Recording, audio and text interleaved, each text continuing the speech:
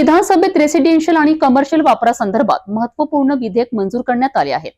सर्व पक्षांनी एकमताने या विधेयकाला संमती दर्शवली असून नागरिक आणि व्यावसायिक वर्गासाठी ही मोठी दिलासादायक घोषणा मानली जात आहे। राज्यातील घरगुती तसेच व्यावसायिक मालमत्तेसाठी लागणाऱ्या मंजुरी, नोंदी आणि पुनर्भरणाच्या प्रक्रियेत मोठी सुलभता आणण्याचा निर्णय सरकारने घेतला आहे। यामुळे दरवर्षी तहसील किंवा एचडी कार्यालयाचे चक्कर टाळले जाणार आहेत। या मोठ्या निर्णयाची माहिती अमरावतीचे पालकमंत्री चंद्रशेखर बावनकुळे यांनी माध्यमांशी बोलताना दिली आहे। आज महाराष्ट्र विधानसभेने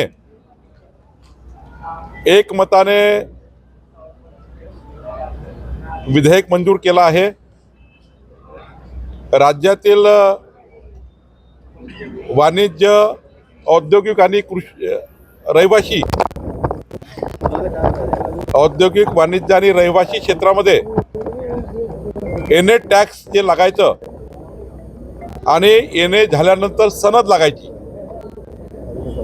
आता आजच्या विधिमंडळाच्या विधेयकातनं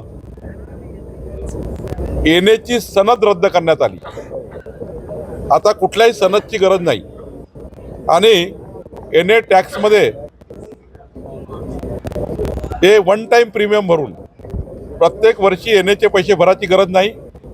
यापूर्वी प्रत्येक वर्षी एनएचे पैसे भरासाठी कायदा होता, आता कायदा रद्द केला आणि वन टाइम प्रीमियम भरून बीपीएमएस प्रणालीच्या माध्यमातून आपल्याला वन टाइम प्रीमियम भरून आता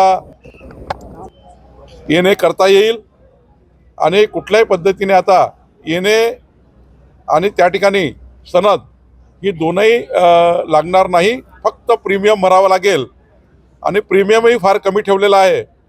1000 चौरस मीटरला 0.1%, 1000 चौरस मीटर ते 4000 चौरस मीटरपर्यंत 0.25% आणि 4000 स्क्वेअर मीटरच्या वर 0.5% एवढंच वन टाइम प्रीमियम आता भरायचं आहे आणि एनए आणि सनद आता काढून टाकलेली आहे।